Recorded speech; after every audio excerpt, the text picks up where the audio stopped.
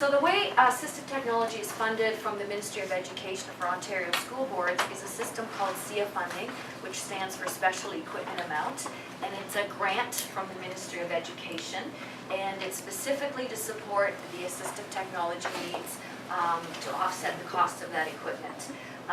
It does come with a condition, and that it is for students that assessments, be it a psych assessment, occupational therapy report, speech and language assessment, medical reports. Now we're seeing them for students with concussions, and it's meant to provide accommodations. What I do want to share with you though is we have this funding for a specific group of students. We have also tried very diligently to make sure that all of our students have access to technology in their classrooms, and I hope to showcase some of that for you. So SEAC funding, the way it works, it's divided into two sections. One is called claims-based, and it's for things such as non-computer equipment, change tables, walkers, specialized bikes, also FM systems and computer systems for the students who have visual impairments.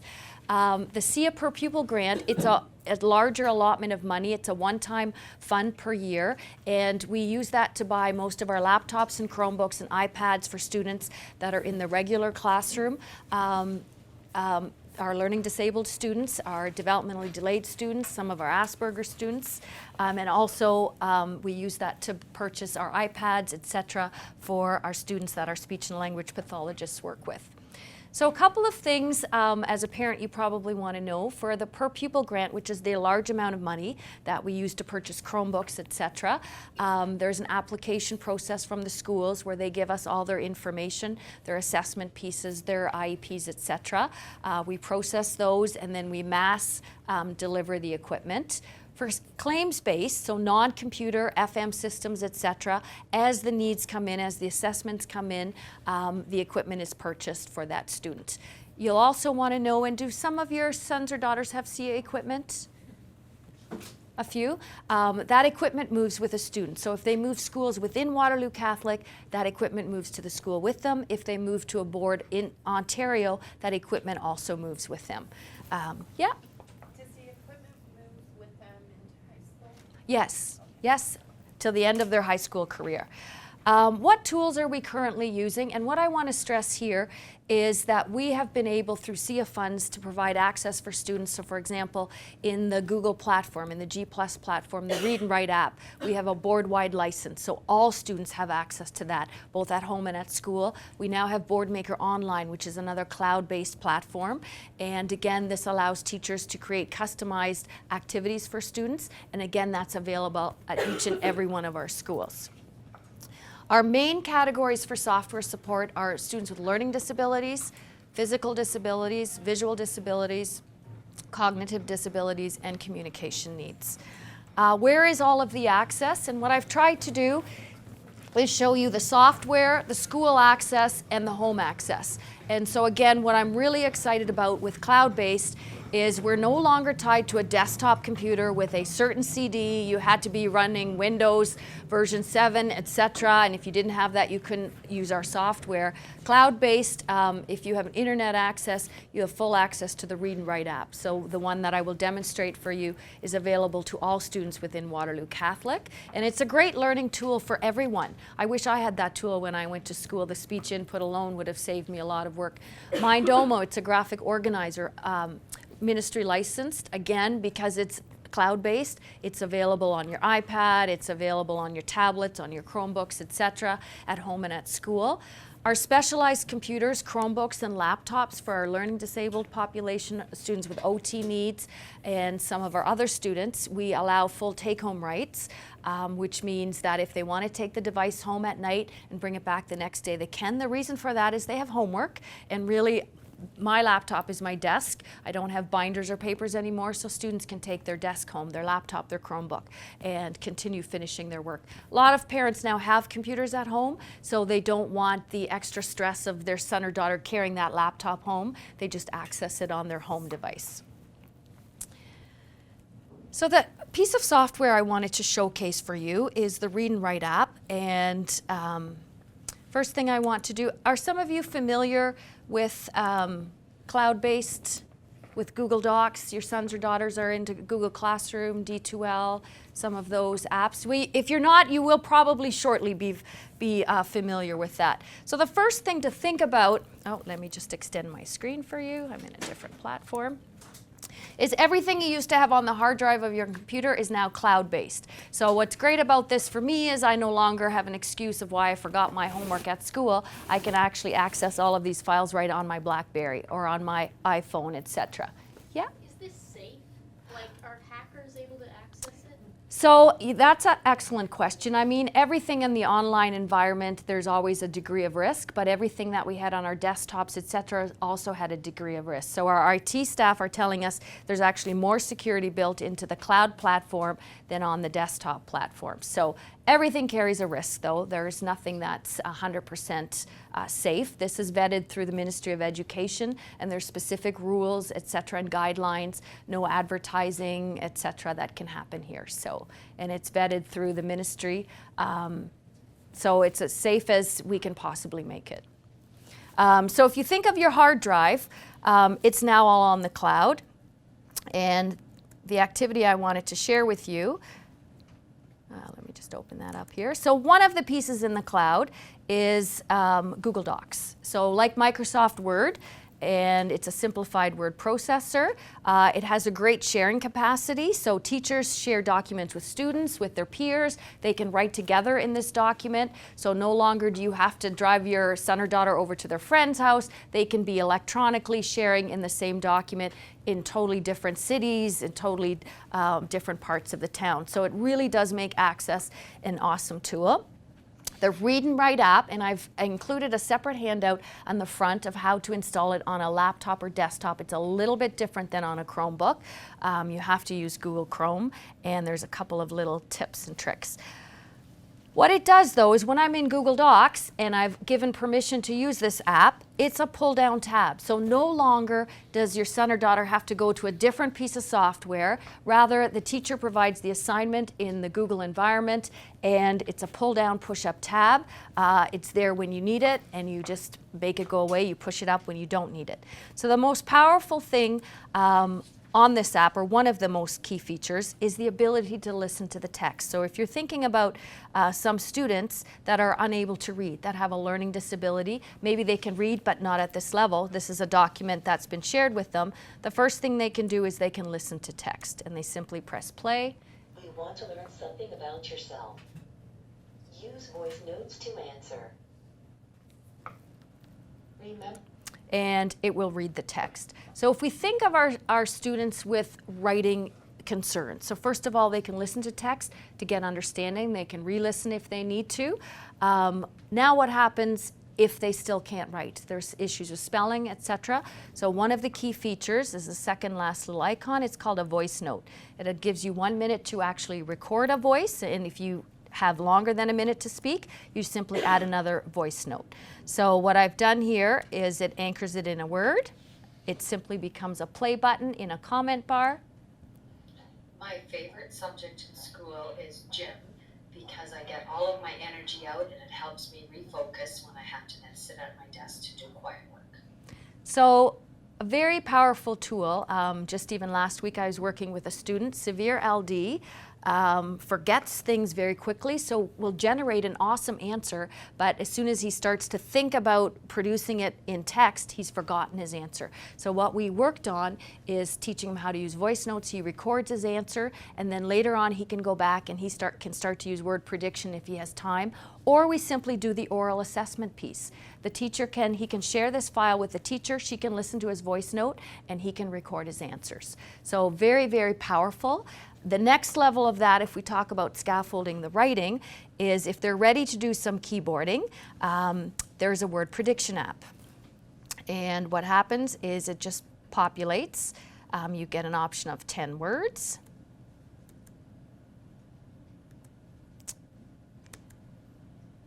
And it's not wanting to cooperate right this second. Oh, there it is. It's web-based, so sometimes you have to be patient. I'm finding I sometimes get more coffee breaks when it's web-based because it takes 20 seconds to load. So you have up to 10 words in a list. It does grammatical guesses. It knows I had a punctuation mark, in this case a question mark, so it's already choosing words with capital letters on it, thinking what are my sentence starters going to be. If I hover over the words, it reads them for me. Two. It's backwards here. B. And as I start to spell or try to spell, so if I think of the word like laughter, all right, so we always teach students do as much of holding your sounds as you can. Try to spell phonetically. So let's go L-A-F-F-T-E, and when I put in the R, laughter pops up for you. So you can see how with phonetic spelling, even though I've missed some of the key vowels, the U, the GH, etc., the words do populate. And if it doesn't, you also have spell check as a support. So that's word prediction, which again is your support as you need it. The other great liberating tool on here is speech input. So it's wonderful. You don't need to plug in a separate microphone at all. On the Chromebooks and the newer laptops, there's an inboard microphone, and it does a great job of picking up your voice. So you simply have, many of you use Siri on your phones, etc. Yeah, so it works very much the same way. They've called this now talk and type. I press on it. We are here today giving a demonstration of talk and type, period. This is a great tool for students that have difficulties with spelling but are great orally, period. And it just cut off the rest of my speech, probably because I'm talking a little bit too quick. So it can dictate. I'm a pretty good keyboarder, about 60 words a minute, and I find speech input is even quicker than what I can keyboard. So this tool is great for students that orally have a lot to say, but again have issues with spelling. And yeah. We use that currently to support our son, and we find that when he does do it, you know, you always kind of have to go back. It takes a little extra time almost because he'll speak into it, but is there a learning the voice process that occurs with this type of software? Because he'll talk into it, but let's say he'll say forest, and it'll come out fourth, as an example. You know what I mean? Right. Quite get the key, and then, you know, so what's happened is my son's, you know, that frustration with having to go back, do everything again because that input part didn't quite get what he said. His articulation isn't quite as crisp, or he doesn't speak quite as eloquently, and then, you know, he's going back. We've reached a sort of a barrier where he's like, I don't even want to do that anymore because I have to always go back and do it again, and sort of, you know, that sort of erase 100 times, but on a computer now. Is there a learning? So in talk and type, or the regular speech and input like Siri, there is no correction process. So the very sophisticated piece of software, Dragon, that we used to have on our laptops, etc., that allowed students to correct their voices, and the software would train on how the student enunciated certain sounds, etc. So there is a process, though, where we always say formulate your sentence and practice, then say it, turn off the mic right away. So we do have a system in place where our spec ed teachers can hopefully guide your son or daughter. Is it your son? Yeah, can guide them on how to properly use that. And we do find sometimes it's not the right tool for students. So sometimes then we say, let's use a voice note or let's use word prediction, depending where they're at. So usually if you keep it short, turn the mic on, dictate, turn the mic off, think of your next sentence, and also think about you're a sportscaster, so kind of have your dictation voice on, right? Some of our students, they have their hands here, so we teach them proper positioning, etc. So there's little tips and tricks. Yeah. I'm just thinking of students with different languages. Can that be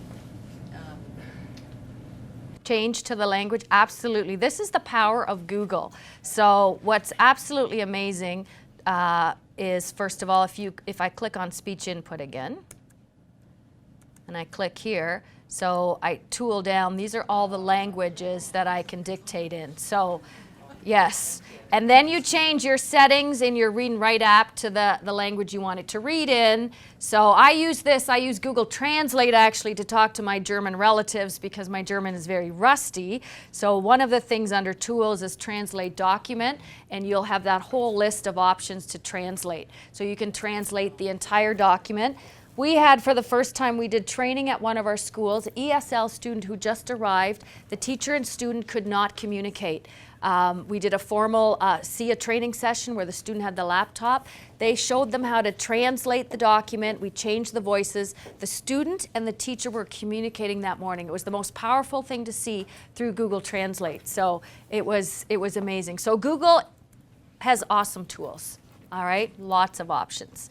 The other option here, the Read and Write app, what makes it great, I'm on a web page. Our students do tons and tons of work doing research.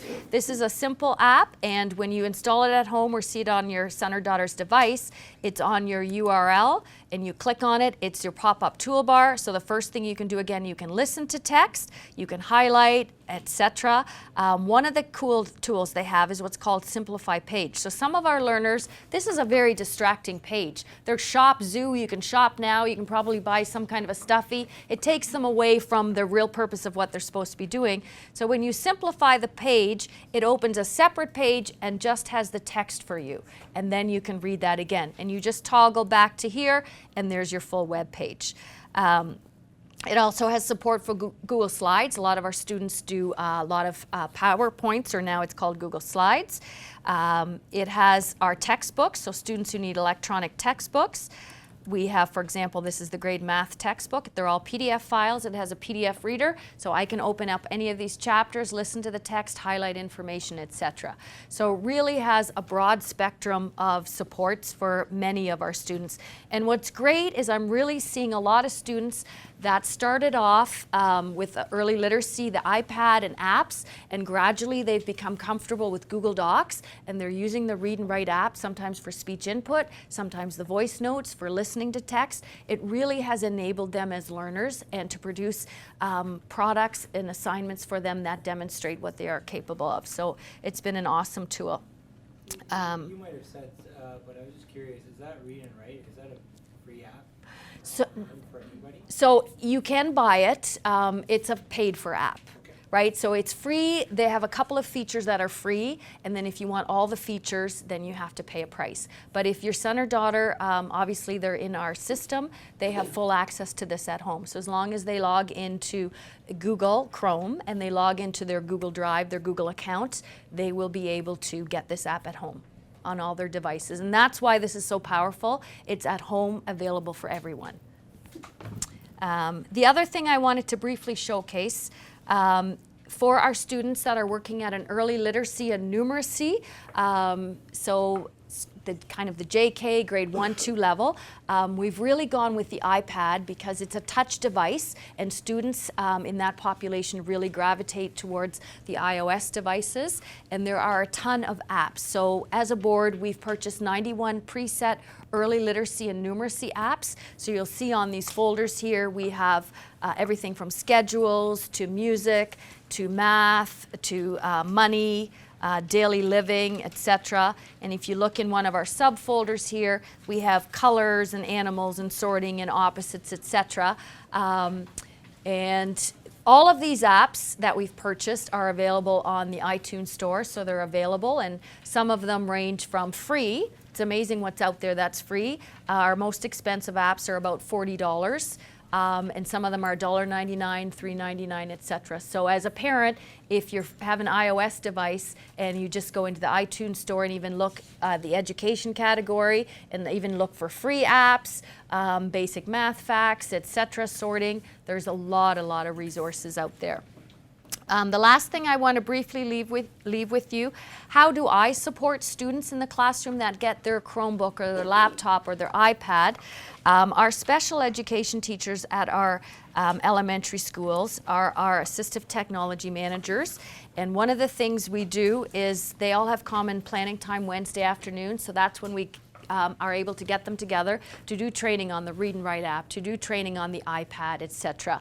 Then all students who have SEA claims, we also do DJ, who you heard, his company does our LD and our OT training. So when students get Chromebooks, etc., they have some of their trainers come to our sites. So this year we've had in total, 230 half-day sessions at schools. We have our classroom teachers at these sites, so we provide supply coverage for them, and our spec ed teachers there, and the students are there. For students with developmental delays that have iPads, again, we have our spec ed teachers and our classroom teachers there. Parents are invited to attend. So that's the formal part, and my job is also to go to all the various schools and to support the needs of students and teachers and spec ed teachers as needed. So I'd like to introduce again Stephanie Ash, who will take us into the other type of communication tools that we have. Just wondering, do you think you could switch? Oh, right. Sorry. How often is the equipment updated? My daughter's had her same laptop for about 4 or 5 years now. Transitioning over into high school, is it now time that we should get that taken care of? Or? We've had a lot of changes in technology. So what was once the state-of-the-art laptop, which costs way more than a Chromebook and is a beautiful device, students are wanting Chromebooks because that's the norm in the classroom. So we are addressing that. So every 4 years we officially look at that, but there's more of an urgency now because of the Chromebooks, and students want Chromebooks. So our transition to high school, we're putting extra Chromebooks into our high schools, so students have a choice. So on a laptop, you have printing options, etc. That there are some things you can't do on a Chromebook, you can do on a laptop. So students will be, we have a high school ATEC EA at each of our high schools, and they help us manage the devices and train the students. And again, if there's someone who wants a Chromebook and wants to substitute their laptop for that, we are trying really hard to make that happen. Okay? Yes? What about Android? Android apps? Yeah, is the Chromebook, does that work with Android? So it's going to start to work with a whole bunch of apps. I mean, Android is just a different platform. So at this point, no. So, I mean, on your personal device, right, if you have a tablet, that's an Android, or a phone, that's an Android phone. So you can get a lot of the apps. You can get Mindamo, you can get Read and Write, and it depends. They have the apps that we have on our iPad. Some of them you can get, some of them you can't if they're developed for an Android device.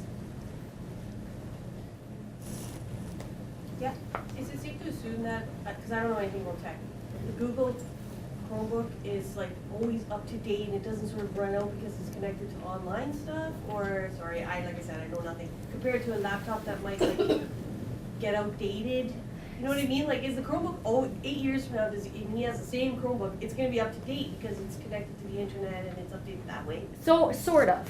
So generally, yes. At some point, the life of the Chromebook can't keep up with the updates, so we have to get a newer Chromebook. But yes, that's the beauty of it. That's why when you turn on your Chromebook, every day is a new day. Things look a little bit different because there's been an update. And as parents, every 4 years, we can request a review of the tech, make sure that it's up to date or current or the latest option available for students. Is that correct? Well, definitely if you're feeling that it's not up to date. So we try to do that from our end as well, that we're looking at, okay, these are all in the 4-year cycle. We have to make sure that it's current. So because we've had such a switch from laptops to Chromebooks, we're trying to speed that up a little bit.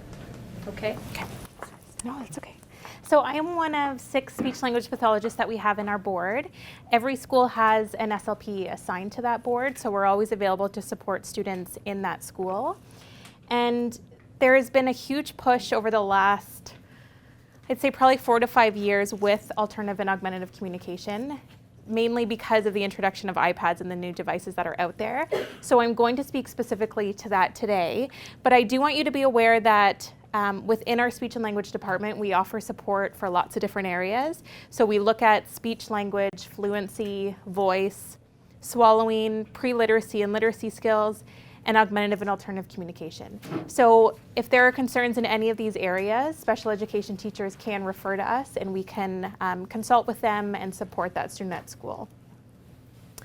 So augmentative and alternative communication is using a tool that either augments your speech or as an alternative to speech. So these could be for students who are very social, they have a lot to say, but they might be very, very difficult to understand, and they need some type of clarification tool to help to help understand their speech, or it could be students that are low verbal or nonverbal and need some type of tool as an alternative to support their communication at school. So we do have a range of low-tech and high-tech tools. Some of them are up here on the desk that I'll show you a little bit later. But we do have these that we can lend out to schools and support the use of these tools at school for students. And then we also have different ways that they come into our board. So right now, one of the main methods that these high-tech devices are coming into our board is through the Kids Ability Augmentative Communication Clinic. So this is a clinic that's based out of the Waterloo Kids Ability site.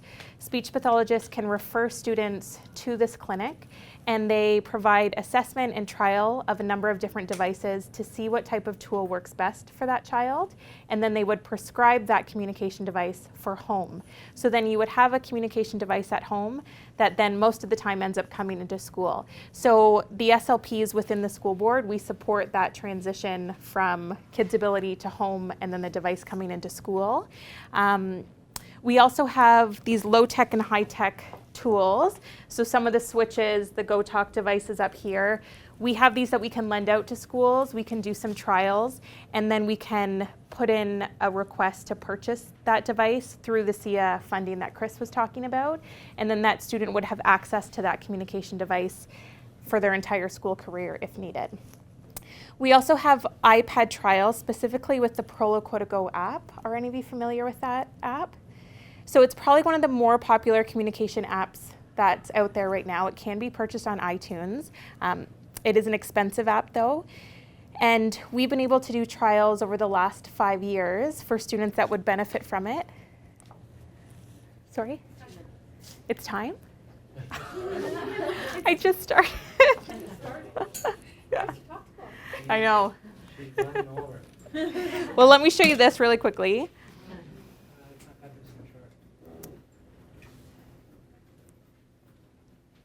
So the Proloquo Go app comes with a ton of vocabulary, and then there's folders within folders that offer more vocabulary. So for example, volume up here.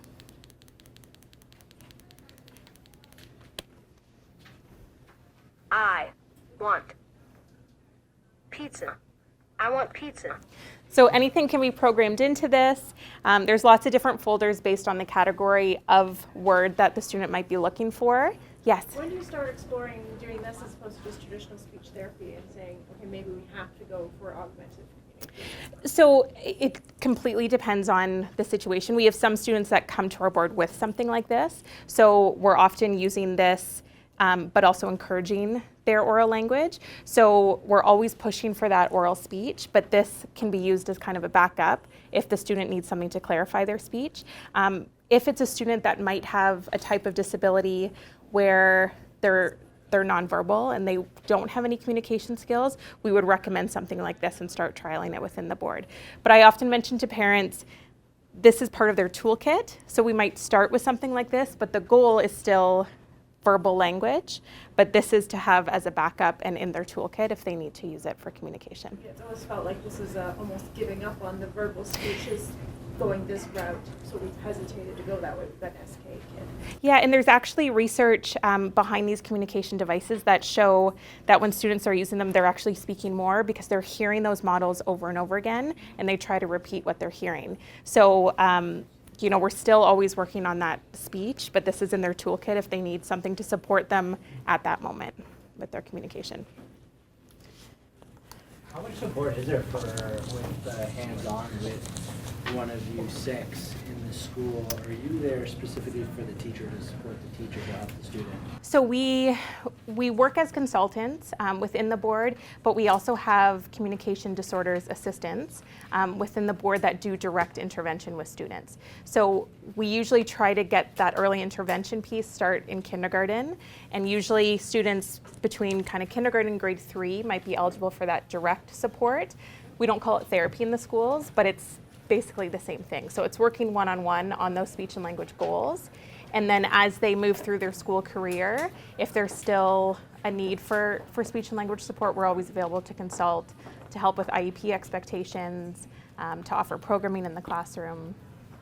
When you say the one-on-one support from 1 to 3, what does that look like? full-time for the week? So if we've assessed a student and determined that they would qualify for support and benefit from support, we usually do, at least within my schools, some SLPs might do it a little differently, but every school within my family of schools would get a block of support a year. So it's about 3 months. You know, a fall block might be from September to December, where the students are being seen once or twice a week for those 3 months, and one-on-one.